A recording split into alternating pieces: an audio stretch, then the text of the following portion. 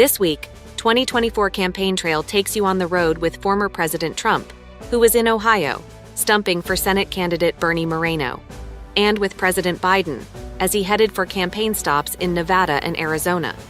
Also, a look at the latest delegate counts and ads. But first, a preview of the U.S. Senate race in Wisconsin, considered a critical must-win for both President Biden and former President Trump. Jessie Opoyan is a political reporter with the Milwaukee Journal-Sentinel. Democratic Senator Tammy Baldwin is the incumbent, and she's running for what would be a third term. When are voters heading to the polls in your state, and who's running against her? So the Republican primary will be in August.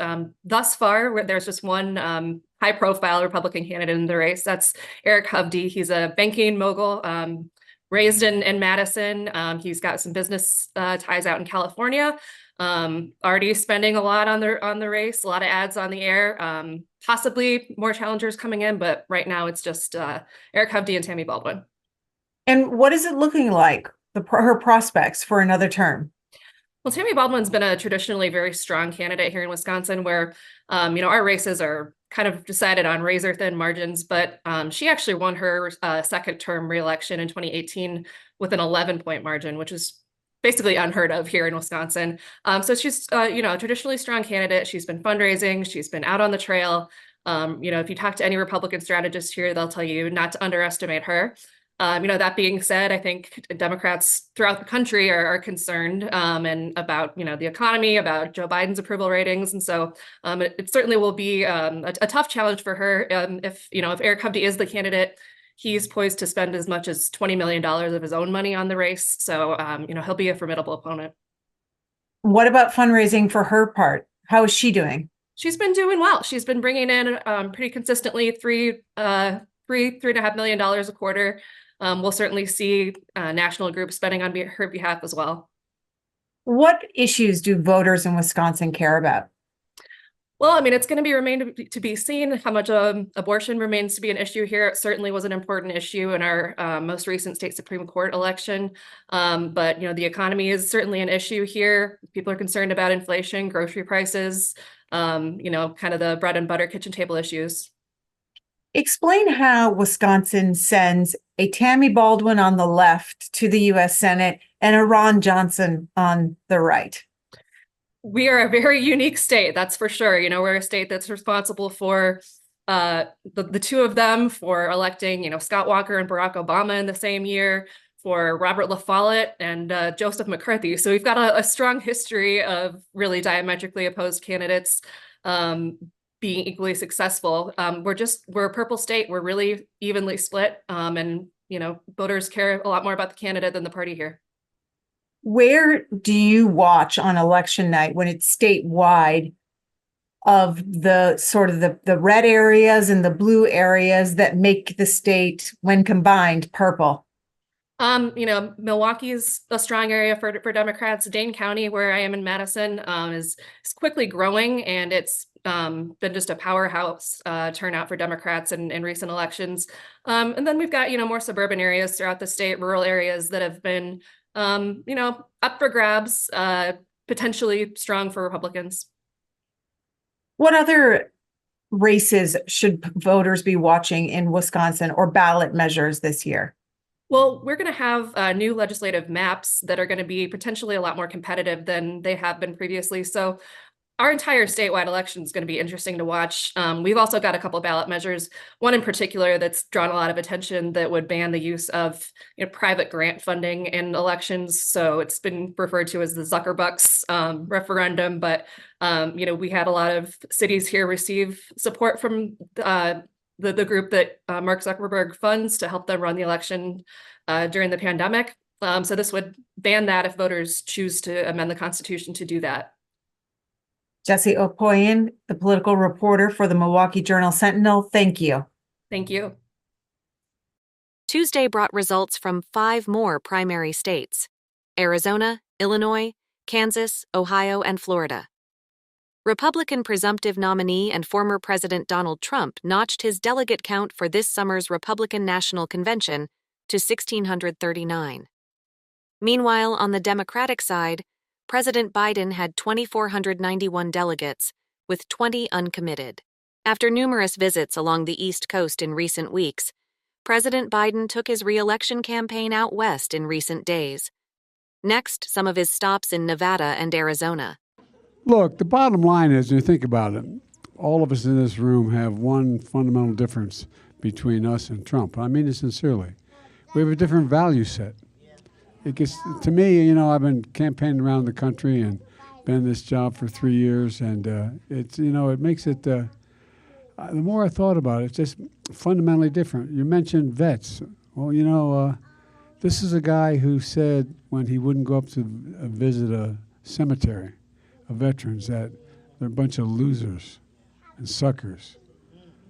My son was one of those losers and suckers. It's just, I've never heard a president say the things that this guy has said. But the difference is he means them. He means what he says. With your help, we got elected the first time around. And this county and this state is really, really, really critical.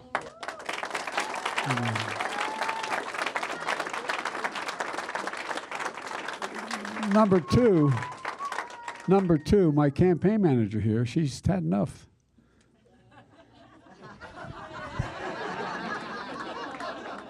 She doesn't like all that noise either. Look, last week Donald Trump and I clinched the nominations. We're going to beat him again. And folks, we're going to keep making the case for second term by lowering the cost and creating more jobs. We have grassroots support. So far this campaign, we've had more than 1,300,000 people have contributed under $200 to us. 1,300,000, and 500,000 of those people are brand new from before. And so,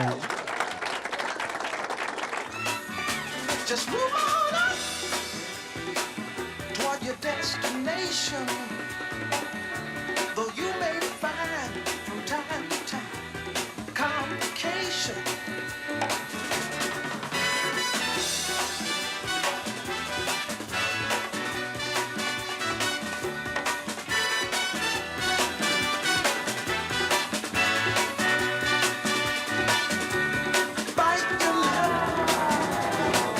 President, I want to introduce you to Chairman Gardapi from the Arena of Indian Sports Colony. Indian nations. Yes.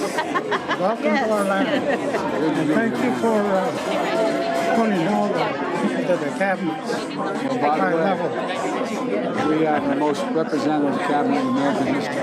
And by the way, you kind of like our Secretary of Interior, don't you? Yes. Oh, yeah. She's pretty good. I want to provide an annual tax credit that will give Americans $400 a month for the next 2 years as mortgage rates come down to put toward their mortgage when they buy their first home or trade up for a little more space if they come from a middle-class background. They come from a family that has well under $200,000 or less. We're also making more affordable to refinance your home by eliminating title insurance fees on federally funded backed mortgages. That's going to save folks as much as $1,500. The federal government can afford to do that.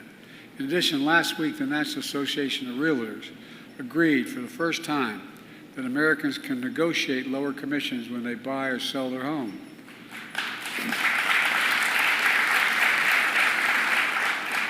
On a typical home purchase, that alone could save folks an average of $10,000 on the sale or purchase. I'm calling on realtors to follow through on lowering their commissions to protect home buyers. And folks, we're also working to end the legacy of discrimination on the basis of home valuations. It's exacerbated, as you know, it's exacerbated a racial wealth gap. In 2020, 55 of the largest Fortune 500 companies made $40 billion in profits. They paid zero in federal taxes. Not anymore. Thanks to the law I wrote and we signed, big companies now have to pay a minimum of 15%, but that's still too little to have to pay in federal. Wouldn't you all trade that? No billionaire should pay a lower tax than a teacher, a sanitation worker, a nurse, anybody busting their neck. And that's why I'm proposing, if I'm reelected, we're going to get it done, a minimum tax of 25% for billionaires. That's not even the highest tax rate, just 25%. You know how much that would raise over 10 years? $500 billion in 10 years. $500 billion if they just started to pay that. Folks, there's so much we could do. But my predecessor has a totally different view when it comes to fair taxes. He said, and he said this to his friends in Mar-a-Lago, quote, it's on the record, "I know plenty of you," this is his quote, "you're rich as hell, and we're going to give you tax cuts." That's what he says out loud. When the president enacted a $2 trillion tax cut that overwhelmingly benefits the very wealthy and biggest corporations, he exploded the federal deficit, as I said. He added more to the national debt than any president has in one term in all of American history. And he wants to do it again. He's committed to another $2 trillion tax cut for the wealthy and biggest corporations. He also proposed cutting funds for affordable housing, not building them, cutting the funds for them. Folks at home, does anybody really think the tax code is fair? I don't know. You don't really think the wealthy and big corporations need another $2 trillion tax cut, do you? Well, they're doing pretty well. I sure in hell don't. I've never been more, we have a lot more to do. A lot more to do. The reason this election is so important is not about me, it's about the future. It's about the future. He wants to undo every single thing we've done if he gets elected. He stated it straight up. But there's so much more to keep and to do. I've never been more optimistic about our future. You just have to remember who in hell we are. We're the United States of America. There is nothing, I mean, think about it, nothing beyond our capacity when we work together. We're the only nation in the world that's come out of every crisis stronger than we went in, every time when we work together. And with your help, we're going to get people working together in a way they haven't for decades. So ladies and gentlemen, God bless you, and may God protect our troops. Let's get this done. Former President Donald Trump, now this year's presumptive Republican presidential nominee, went to Ohio last Saturday in hopes of boosting the campaign of U.S. Senate hopeful Bernie Moreno. He made headlines for some of these comments, which included him predicting a, quote, bloodbath if he didn't win election this year. Mr. Trump's campaign later said the comments were taken out of context by journalists, saying the former president was referring to the domestic auto industry. Next, a portion of those comments from the Ohio rally. Well, thank you very much. And you see the spirit from the hostages, and that's what they are, as hostages. They've been treated terribly and very unfairly, and you know that, and everybody knows that. And we're going to be working on that soon. The first day we get into office, we're going to save our country, and we're going to work with the people to treat those unbelievable patriots, and they were unbelievable patriots and are. You see the spirit, just cheering, they're cheering while they're doing that, and they did that in prison, and it's a disgrace, in my opinion. In 2016, one of the biggest issues was the border, and I sort of won on the border, I guess, maybe, and we fixed the border. We fixed it so good that I couldn't even use it in 2020, even though we got millions and millions more votes in 2020. But we couldn't even talk about it. I'd say, I want to talk about the border. Tell them what a good job. They said, sir, you fixed it. Nobody cares. That border was a tiny fraction of what this border is. This is the worst border in the history of the world. There's never been anything. Millions and millions of people are pouring into our country. They're sending from all over the world, not just South America, Latin America. They're sending them from Asia. They're sending them from Africa, the Congo. Last night, 22 people arrived from the Congo. Now, the Congo is a very nice place, I would imagine. But they arrived from the Congo, and they came from prison. Where are you from in the Congo? What's your address? Prison. Now, these are rough people. They're coming from Africa. They're coming from Asia. They're coming from the Middle East. They're coming from Yemen, all over the place from Yemen. I thought we were bombing Yemen. Here we go with the bombing again. You could solve that whole problem with a phone call if they respected you. But I would do the same thing if I had prisons that were teeming with MS-13 and all sorts of people that they've got to take care of for the next 50 years, right? Young people, they're in jail for years, and if you call them people, I don't know if you call them people. In some cases, they're not people, in my opinion, but I'm not allowed to say that because the radical left says that's a terrible thing to say. They say you have to vote against him because did you hear what he said about humanity? I've seen the humanity, and these are bad, these are animals, okay? And no one has been hurt by Joe Biden's migrant invasion more than our great African American and Hispanic American communities. You know that, right? Because they're taking your jobs and they're creating lots of problems. And remember this, Joe Biden is a great threat to our democracy. He's a tremendous threat to our democracy. His incompetence is the #1 reason. Also, he uses the Justice Department, the FBI, to go after his political opponent, happens to be me. How are we doing? And he's driven my numbers through the roof. Do it 1 or 2 more times. How about a couple of more indictments, Joe, you dumb son of a... dumb son of a... But if you look at the United Auto Workers, what they've done to their people is horrible. They want to do this all-electric nonsense where the cars don't go far, they cost too much, and they're all made in China. And the head of the United Auto Workers never probably shook hands with a Republican before. They're destroying. You know, Mexico has taken over a period of 30 years, 34% of the automobile manufacturing business in our country. Think of it, went to Mexico. China now is building a couple of massive plants where they're going to build the cars in Mexico and they think that they're going to sell those cars into the United States with no tax at the border. Let me tell you something to China. If you're listening, President Xi, and you and I are friends, but he understands the way I deal, those big monster car manufacturing plants that you're building in Mexico right now, and you think you're going to get that, you're going to not hire Americans, and you're going to sell the cars to us. No, we're going to put a 100% tariff on every single car that comes across the line, and you're not going to be able to sell those cars. If I get elected, now, if I don't get elected, it's going to be a bloodbath for the whole, that's going to be the least of it. It's going to be a bloodbath for the country. That'll be the least of it. Mr. Trump's remarks drew rebukes from Democrats, as well as his former Vice President, Mike Pence. The next day, he told CBS's Face the Nation he wouldn't be endorsing former President Trump's 2024 bid. You know, after a lot of prayer and reflection, I've come to the conclusion that I won't be endorsing Donald Trump this year. I mean, look, I'm very proud of the record of our administration, Margaret. It was a record that left America more prosperous and more secure, and our liberties and the sanctity of life stronger than ever before in my lifetime. But you've said Mr. Trump's walked away from conservative principles. Well, I do. I said it during my presidential campaign. The president and I have profound differences, and many people think it's just over January 6th. And frankly, the fact that the president continues to insist that I had the right to overturn the election that day is a fundamental difference. But I want to be clear that, you know, I've forgiven the president in my heart for what happened that day. As a Christian, I'm required to do that.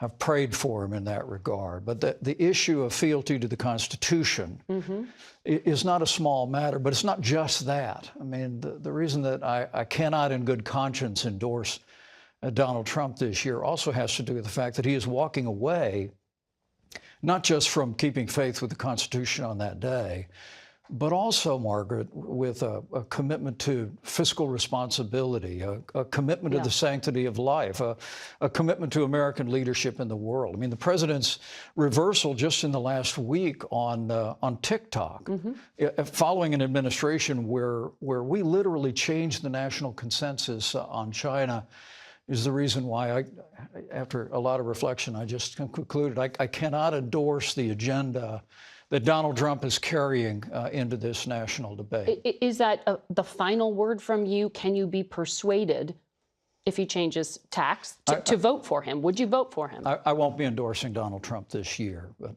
look, I want to be clear. But would you vote for him? I respect the right of Republican voters who've made it clear who they're for, who they want to be our standard bearer this year. What I'm going to focus my energies on is in what remains of this year on what we should be for. Because I joined this party when I was in college because I heard the voice and the values of another good Irishman named Ronald Reagan, who said that we need to have a strong national defense, but also recognize we're leader of the free world, that we need to stand for traditional values, the sanctity of life. We need to stand for the Constitution and limited government. And in the balance of this year and in the years ahead, I'm just going to continue to champion those values that I think are not just good for the Republican Party, Margaret, but I think that they are the right policies for a stronger, more prosperous America. While former President Trump was casting his own ballot in Florida's GOP presidential primary on Tuesday, he had this to say about former Vice President Pence's remarks. Oh, I couldn't care less. I couldn't care less. We need patriots. We need strong people in our country. Our country's going downhill very fast, very rapidly. Millions of people coming across the border, coming from jails, from prisons, coming from mental institutions and insane asylums, terrorists. We need strong people in this country. We don't need weak people. Former President Trump's remarks in Ohio didn't harm the race of the candidate he was endorsing. 3 days later, Bernie Moreno went on to win Ohio's Republican Senate primary by 18 points. Next, some of his victory remarks on Tuesday night. I also want to thank President Trump. I just got off the phone with President Trump.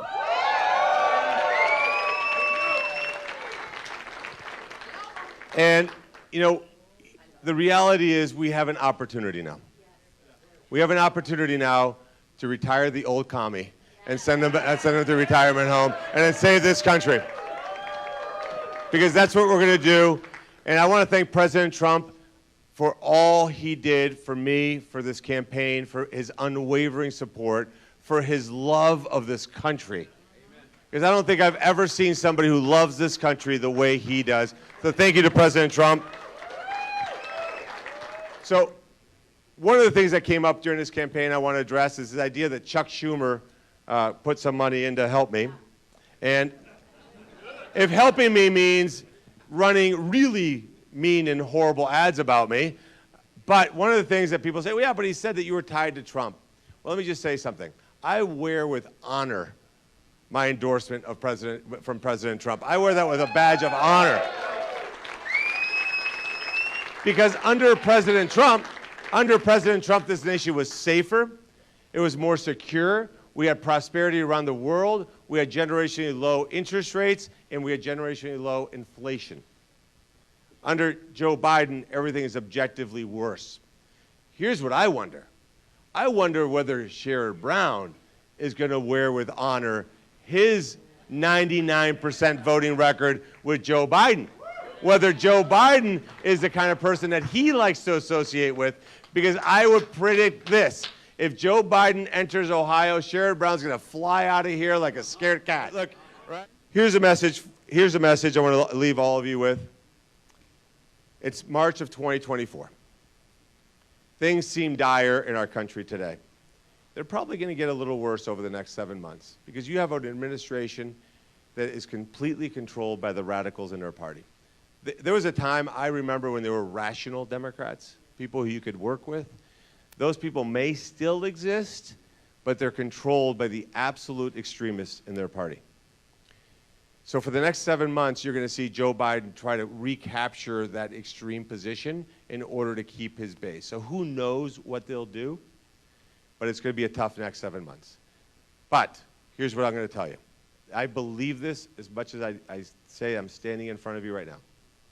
We're going to win this race in November. We're going to retake the United States Senate. We're going to have President Trump in the White House. And here's a look at the results from some of the more interesting U.S. House races from this past Tuesday. In Ohio, Republican Derek Marin, a current member of the State House of Representatives, won the GOP primary for Ohio's 9th Congressional District. He'll now face Democratic Representative Marcy Kaptur in the general election. In Illinois, Congressman Mike Bost survived a challenge in the 12th Congressional District's GOP primary from Darren Bailey, a former gubernatorial candidate who snagged the endorsement of Florida Congressman Matt Gaetz. Representative Bost won with more than 51%. Democratic Congressman Danny Davis also beat primary challengers Melissa Conyers Ervin and Keena Collins. Both women appealed to voters as a new generation of leadership. But the 82-year-old congressman who first won federal office in 1996 won with more than 53%. And in California, Republican Vince Fong will face a runoff in his bid to represent California's 20th congressional district. That's the seat vacated by his former boss and ex-Speaker of the House, Kevin McCarthy.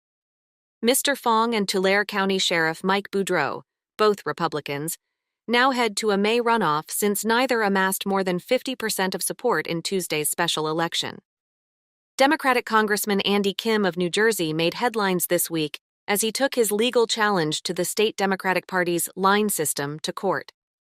He's fighting against a longtime rule, unique to New Jersey, that lists candidates endorsed by county party boards as the official endorsed line for voters. Congressman Kim, who's running against New Jersey First Lady Tammy Murphy in this year's U.S. Senate primary, has charged that system unfairly disadvantages political newcomers. Next, some of the coverage from nonprofit NJ Spotlight News of Congressman Kim's day in court.